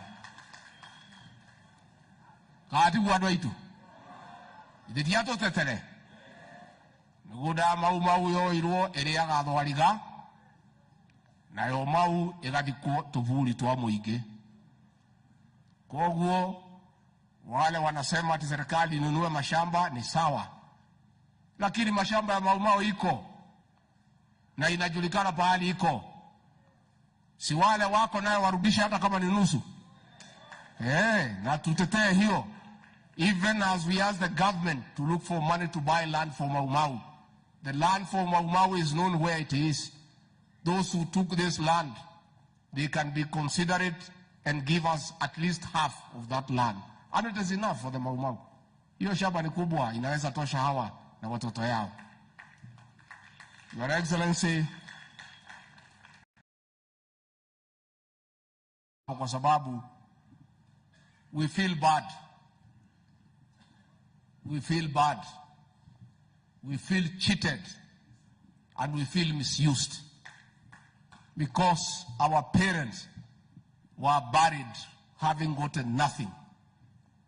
Yet the collaborators and the home guards continue to enjoy everything the Mau Mau people fought for. And they despise us. And they look down upon us. Yet the vast lands they occupy belong to the Mau Mau and their descendants. And that is the truth. And I'm happy the former Prime Minister, you have said we speak the truth. welcome to the club of truthful men. It is true. The truth is good. It sets you free. Ukweli ni kwamba bei ya unga iko juu. Ukweli pia ni kwamba when the hardship government was there, unga ilikuwa 240, imeteremuka ni 170, hamukufanya maandamano. That is the truth. That is the truth. Ukweli ni kwamba tumekuta uchumi umeharibika, pesa yote ya serikali iliibiwa ikapelekwa kwa project ya BBI. That is the truth. The truth of the matter, pesa iliibiwa ikapelekwa kwa project Azimio. That is the truth. It is good for us to be truthful. Ukweli ni kwamba pia people must not live in denial. The truth of the matter is that hustler number one, William Samoei Ruto, is the president of Kenya and commander-in-chief of the defense forces. That is the truth. That is the truth. And his deputy is a son of Maumau Rigiji. That is the truth. Let us stop living in denial. Let us be truthful. And once the truth, we accept it. Ukweli ni kwamba uchaguzi uliisha. The next election is 2027. Wale wa Kenya walipiga kura, hakuna pahali walienda. Si wako? Wenye kupigiwa kura siko. That is the time to sort out all those things. That is the truth. So let us be truthful. And let us tell each other the truth because it's the right thing to do. Tuko na apology ya CS wetu Rebecca Meano, mtoto wetu kutoka hapa Ndaragwa, na tuko pia na apology ya kiongozi wetu katika bunge la kitaifa Mheshimiwa Kimathi Ichung'wa. Pia hapa tuko na magavana wetu wa zamani, wapigiwe makofi Governor Kimemia Mzea. Tuko pia na Governor William Kabogo, tupigie makofi. Adwa nyumba itu mwego huko mwekuo ni mwakena ni kuona muthamaki witu uyu witagwo Ruto niwe mwathurire kwiyendera ka kuringiririo na nie nyendaga ndona kamweke ngacokia ngatho andu aitu nie na Njabini witagwo Ruto ni mwatwikire wega ketwari uhoro wa ma tutiari handu hega tani ndari handu haceke na ni mwatwikire wega mugituhoera Ngai agituteithia mugicoka mugitwikiria kura ona uria mwageriria kuringiririo mukiuga mutikuringiririo andu a nyumba itu andu a Njabini witagwo Ruto na nie mwene kuma ngoro-ini yakwa thiini amukirai ngatho ciakwa o ringi andu a nyumba itu kuma ngoro-ini yakwa thiini amukirai ngatho ciakwa. Rais wetu, tungekuomba kwa heshima usikize kilio cha Maumau. Hao wazee wanasema wanajua pahali Kimathi alizikwa. Rais, kwa mapenzi yako, ukikubali uwapatie nafasi watuoneshe pahali huyo Kimathi alizikwa. Kama atapatikana, tumpatie mazishi ya heshima. Pia rais, nilikuwa hapa siku ya Jumapili katika ibada na Wakristo wale walikuwa na huyu mama wetu wakaomba mimi na wewe, kwa sababu wanajua sisi ni watu ya kujenga makanisa. Wakasema rais, tuwasaidie hiyo kanisa. Mama alipeana shamba, mimi na wewe na viongozi tusaidie kujenga hiyo kanisa. Na rais, I want to encourage you, uendelee kujenga kanisa. Hata wengine wakipiga kelele ati kanisa itakani kujengwa, wachana na hiyo maneno rais. Wewe isipokuwa ni Mwenyezi Mungu hungekuwa rais. Ile jama ulikuwa umepangiwa na system na deep state na machifu na kila mtu rais, Mwenyezi Mungu ndiye alikusaidia. Kwa hivyo ni muhimu ukipata nafasi urudi kwa nyumba la Bwana ukuje usaidie. Viongozi wetu ya kanisa msikuwe na wasiwasi. Kenya iko na uhuru wa kuabudu. Na hatutaki kwa sababu kulifanyika jambo kidogo ya watu wawili tulaumu kanisa ya Kristo. Tunataka kama iko shida mtu alaumiwe na jina lake. Unajua sasa shetani na wafuasi yake wanatumia hii kuhujumu kanisa la Kristo. Na shetani unajua halali. Sasa makasisi wawili wamepatikana pale, wamenatumia kanisa kufanya mambo yao. Hao watachukuliwa hatua kama binadamu wawili. Lakini kanisa la Kristo, wahubiri wetu, makasisi wetu ni watu ya maana. 99.9% of our pastors and reverends are men of faith and good people. I want to ask the Church of Christ to give us a chance to isolate the 0.1% to put it away from the Church of Christ. Na msikuwe na wasiwasi. Najua shetani halali na wafuasi wake na ni wengi. Kwa hivyo kanisa tuko imara. Rais, nikimalizia ningetaka nikuhakikishia kwamba uliniagiza nikuje hapa katika Central Province ile ya zamani, kaunti yetu ya Nyandarua, Kirinyaga, Murang'a, Nyeri na Kiambu, ambayo ilikuwa imelaliwa zaidi na pombe haramu na bangi. Na rais, ningetaka nikujulisha ya kwamba machifu wetu, polisi, viongozi wote tumeshikana na kazi hapa inaendelea vizuri, na pombe inapungua, bangi inapungua. Na kutoka hapa tutaenda pande ya Nakuru, tusaidie Rift Valley, kutoka hapo tuende pande ya Pwani. Kwa hivyo rais, katika area hii ya Central Kenya tulikupenda wewe kwa sababu wewe ni mcha Mungu na wewe ni mchapakazi. And we did not make a decision just like that. We analyzed critically because we are intelligent people. Na tumekula vitabu kidogo kidogo, tumesoma hapa na pale.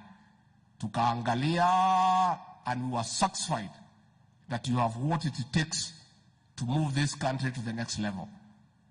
And so far umetupeleka vizuri. Nimeona magazeti watu wakipiga kelele ati umeweka Wakikuyu wengi kwa serikali yako. Walikuwa wanataka twende wapi? Sasa mimi nauliza, tukiwa wengi kwa serikali ya Ruto iko makosa? Wale wanasema tuko wengi kwa serikali ya Ruto, sisi pia ndio tuko wengi Kamete prison. Kwa nini waseme tufunguliwe tuende nyumbani? Your Excellency, we are in your government by choice and by arrangement. We made a conscious decision to vote for you because you have what it takes to run this country. And it cannot be ati ya kwamba Wakikuyu hapa wachache wakiwekwa kwa serikali mnasema ni ukabila. Sisi tumefungwa, tumejaa pale Kamiti. Hakuna mtu analalamika ati Wakikuyu ni wengi wafunguliwe waende nyumbani. Your Excellency, wale umeweka kwa serikali yetu tunashukuru. Endelea kuweka wengine. Kama mtu ikuwa na serikali ini. Na sisi kura yetu ni mingi pia. So tulipigia huyu Rais William Ruto. Yes. Nyinyi kama hakupigia yeye, it's up to you. Sisi msituhusisha kwa mambo yenu. Sisi ni wachapakazi. He has analyzed and found that in this region there are men and women who can assist him to govern. And we are in that government by choice. And the president has done nothing wrong in asking us to come and help him to run government. Kwa hivyo watu wawachana na sisi. Sisi tulipiga kura, tukaamuka mapema, tukijua nini tunafanya. Kama mtu ikwenda tuikale huko tuikalitia doito. Tuikale huko. Kwa huko ni ndake na atimia mwe tayari na gemitu amukira muthamaki. Rwa mbere. Rwa kere. Rwa gatatu. Rwa kana. Rugama itwa mukira muthamaki wa bururi wa Kenya. Karibu Mheshimiwa Rais.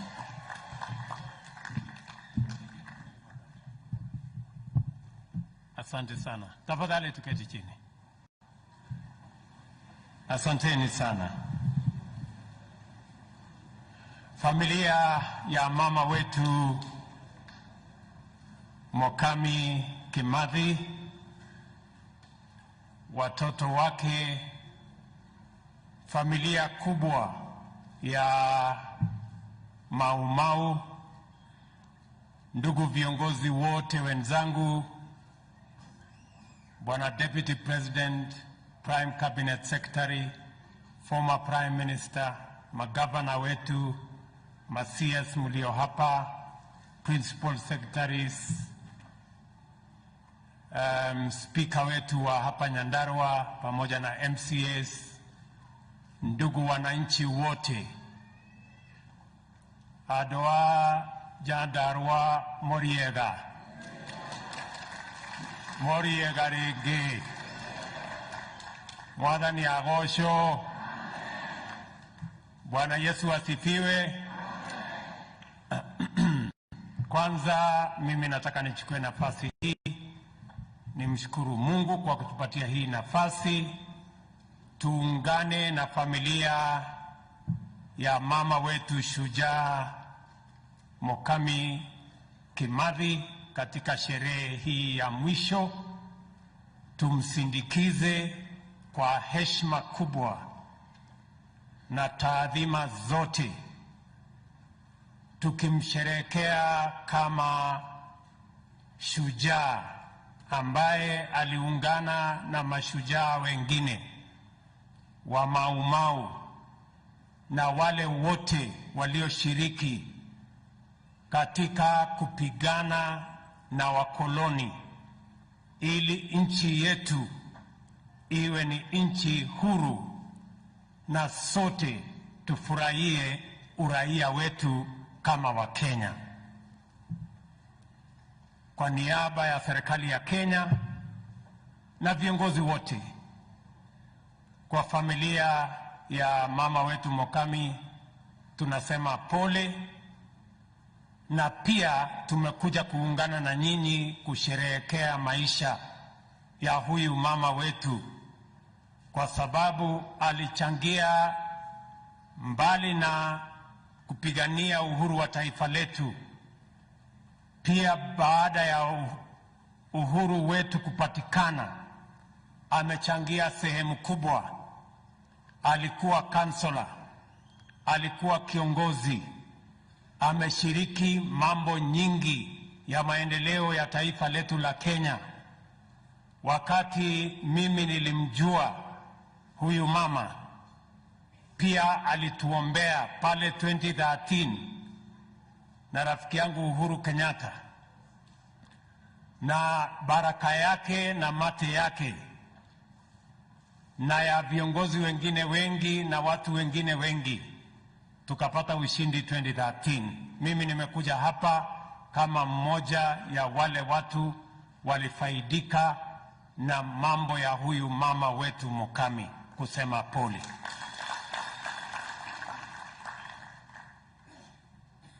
Mimi naelewa ya kwamba bado tuko na mambo mengi ya hawa ndugu zetu Mau Mau vile imetajwa hapa na viongozi wengi. Mbali na huyu mama wetu Mukami, tuko na wazee wengi, tuko na viongozi wengi, tuko na wale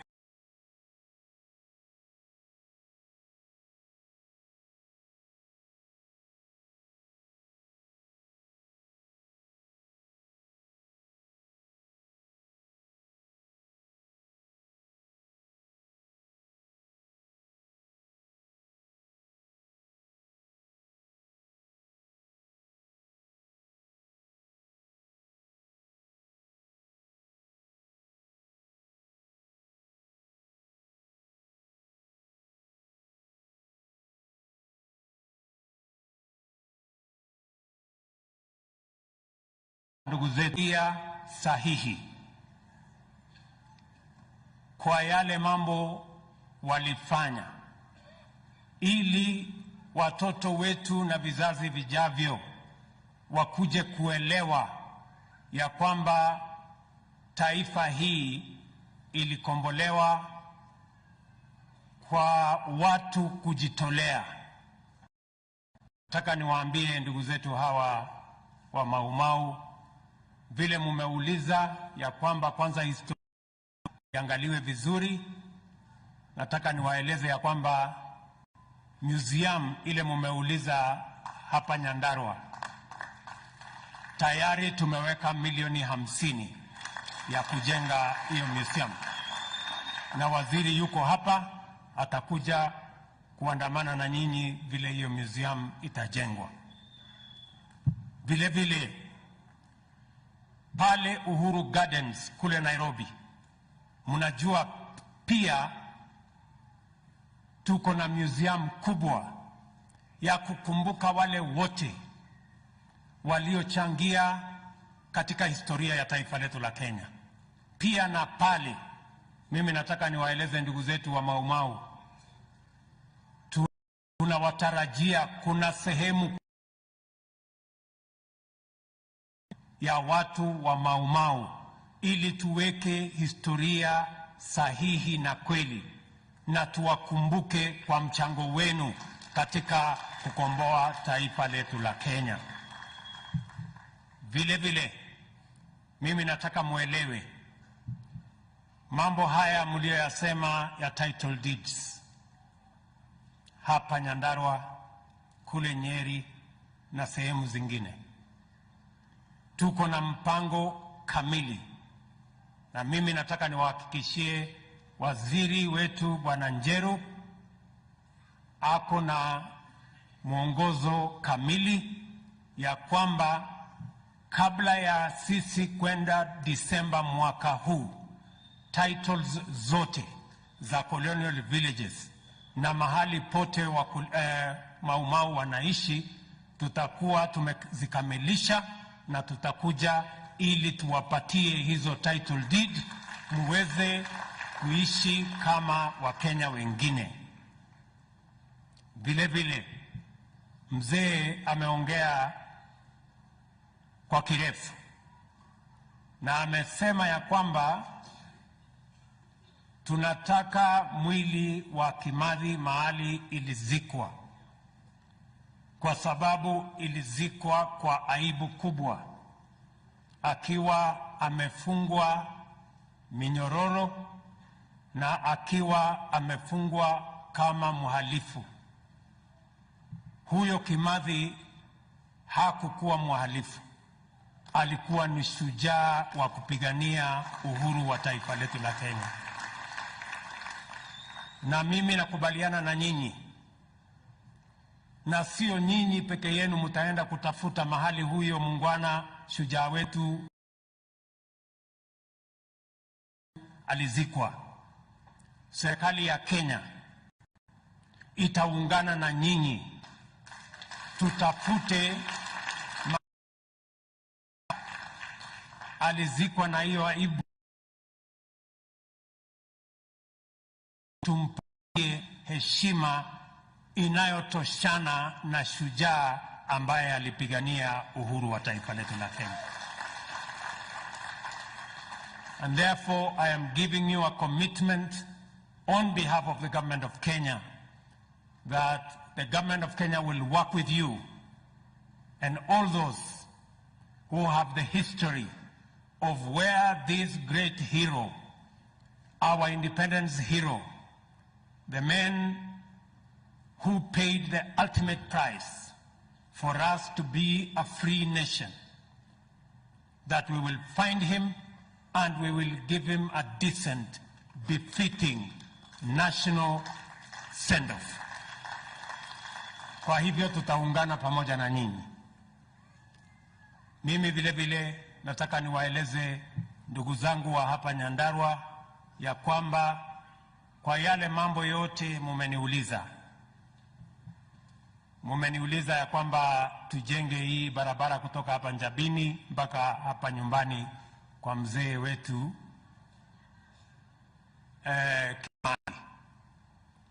Mimi nataka niwahakikishie hivi, nitarudi hapa Jumamosi ijayo.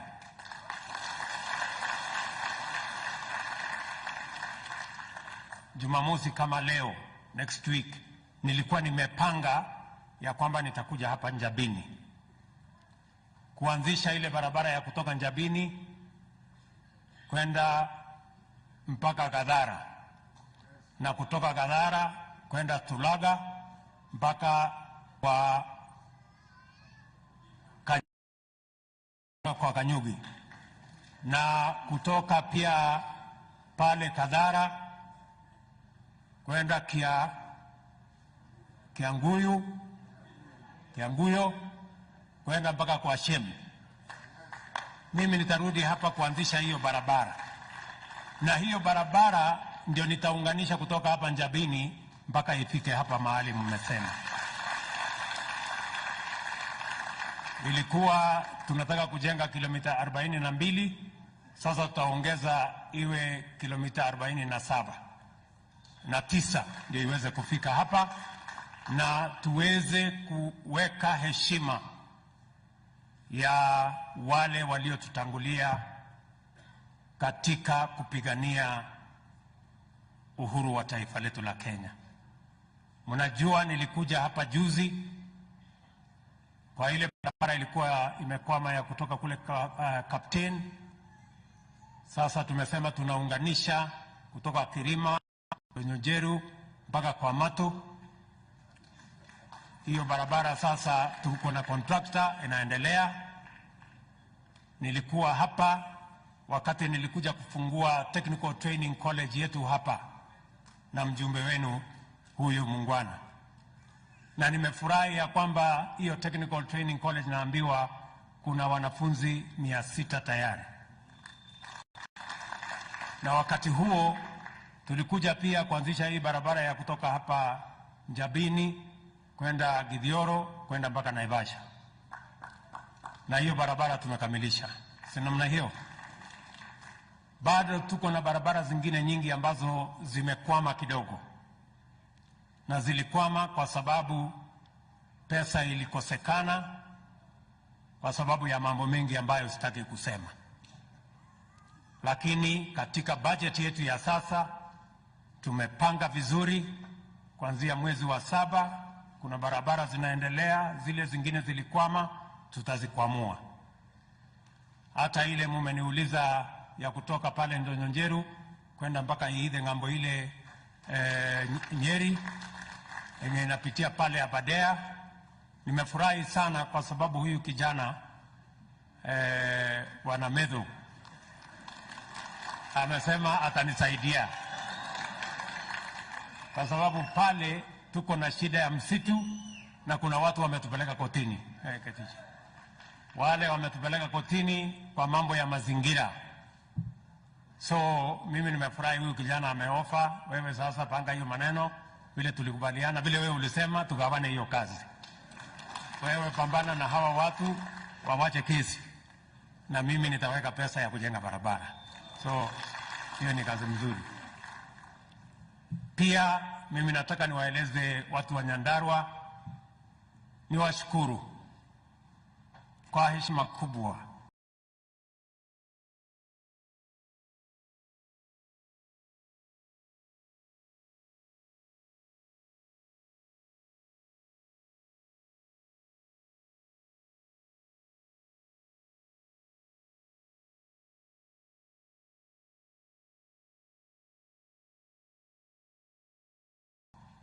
nilikuja hapa kwenu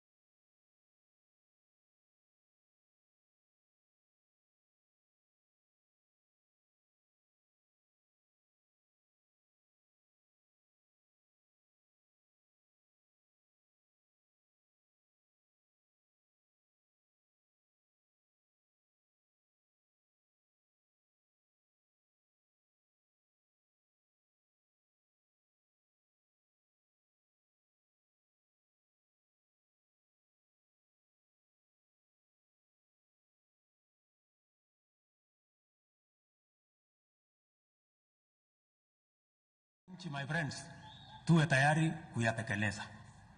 Tunaelewana jameni? Na sisi tulio na ajira, tusiwadharau wale hawana ajira, kwa sababu hiyo kazi wewe uko naye, hata hii mimi niko naye, inaweza kufanywa na Wakenya wengine 1,000, lakini wao hawafanyi hiyo kazi kwa sababu wewe uko naye. Si namna hiyo?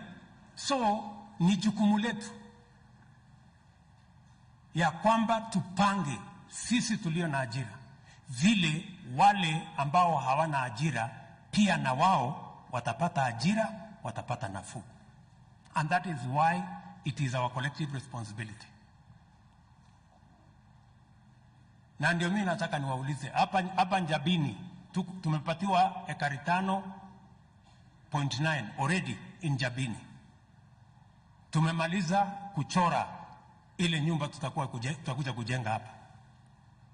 Na hapa tukija kujenga hizo nyumba 500, tutahitaji vijana 1,500 wa kutusaidia kujenga hiyo manyumba. Na hawa vijana 1,500 ni wale wako hapa kati yetu. So the people we are trying to hire in our housing plan are fellow citizens of the Republic of Kenya. Ni watoto wetu, ni jamii zetu, ni Wakenya wenzetu. Vile wewe uko na kazi, tafadhali tusaidiane. Hata hawa watoto wetu ambao wanahangaika hawana kazi, tuwe na mpango hata na wao wapate nafasi ya ajira, wajisimamie, ndio tuwe na taifa ambayo sisi wote tutajivunia. Tunaelewana watu wa Nyandarua? Hiyo ndio mpango mimi nimesema. Na mimi nauliza kwa unyenyekevu, ndugu zangu wa bunge, kuna mapendekezo ya budget tumeifanyia kazi, tunaleta bunge. Na vile ndugu yangu former prime minister amesema ananijua sana, na ni kweli. Nasema ananijua, nitapiga kelele alafu nitatuliza. Na mimi pia namjua sana na nimemsoma sana, ndio nilimshinda akiwa na uhuru. Namjua sana, na kwa sababu mimi namjua sana, najua ataendesha hii mambo yake pia hii yote mpaka na maandamano, lakini mimi najua itaivia wapi. I know that. Si namna hiyo? So sasa sisi kwa sababu tunajuana, si ndio? Wewe unanijua, mimi nakujua. Tumekubaliana sasa wabunge waende waongee. Si namna hiyo? Wapangane huko bunge, wacha mimi ningangane na hii kazi. Hii nisukume hii kazi. Na mimi nataka Bwana Prime Minister, umesema kuna maneno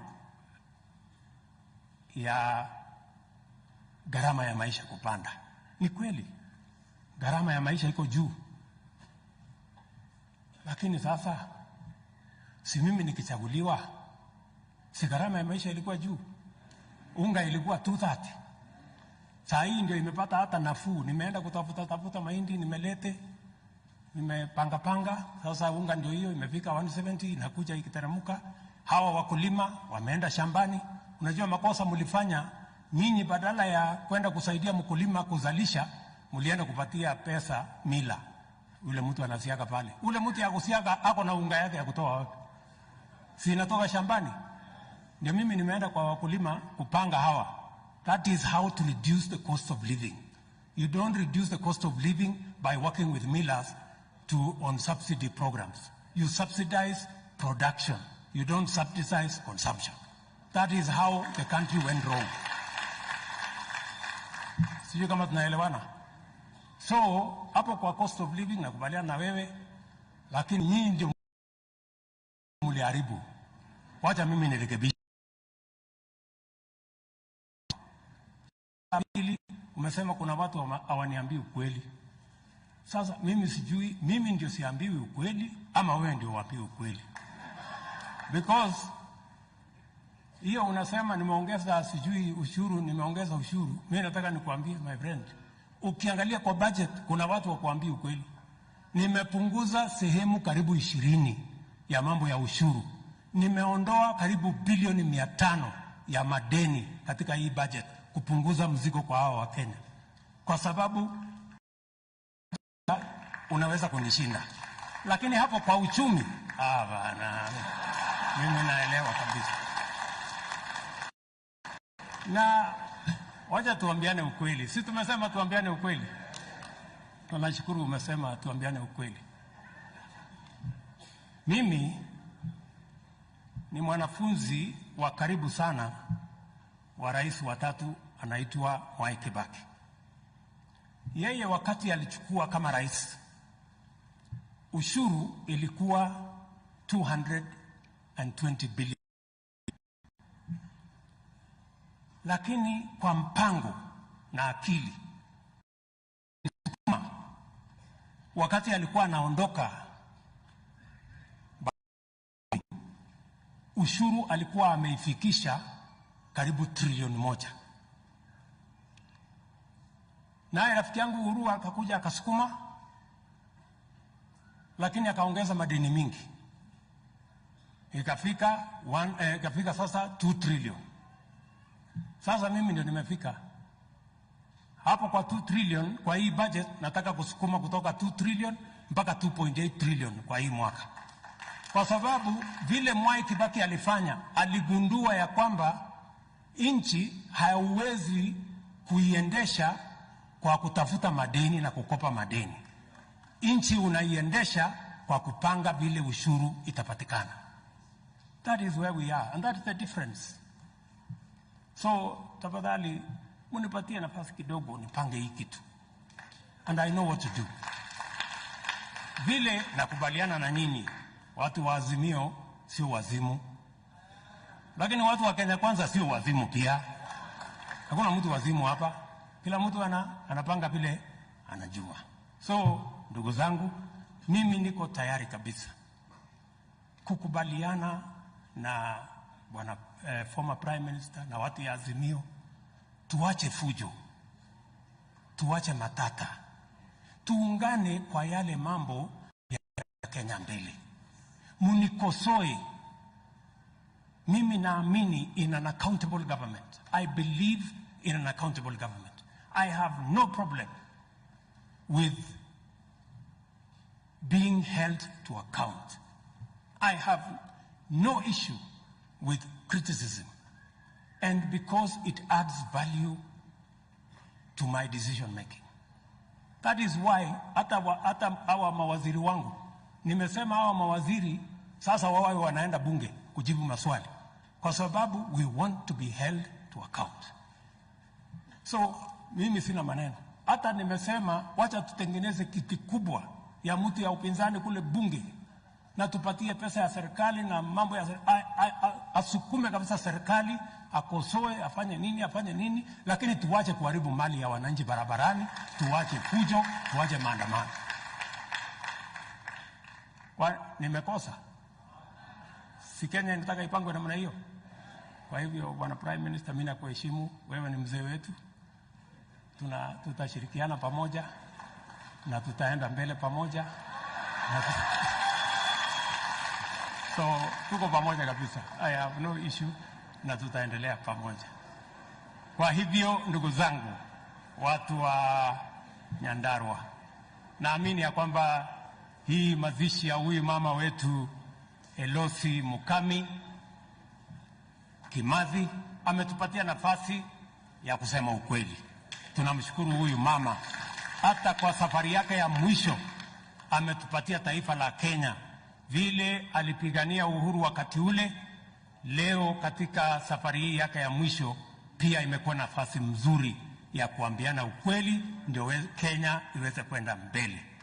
Mimi nawashukuru sana. Mwadhani ya muradhime. Mungu awabariki sana. Haya, rais tena kwa makofi. Asante sana Mheshimiwa Rais. Na sasa tumefika mwisho wa sherehe hapa. mahali tutaelekea sasa ni kwa kaburi, na ningependa niwaelekeze tafadhali ili tuweze kufuatilia.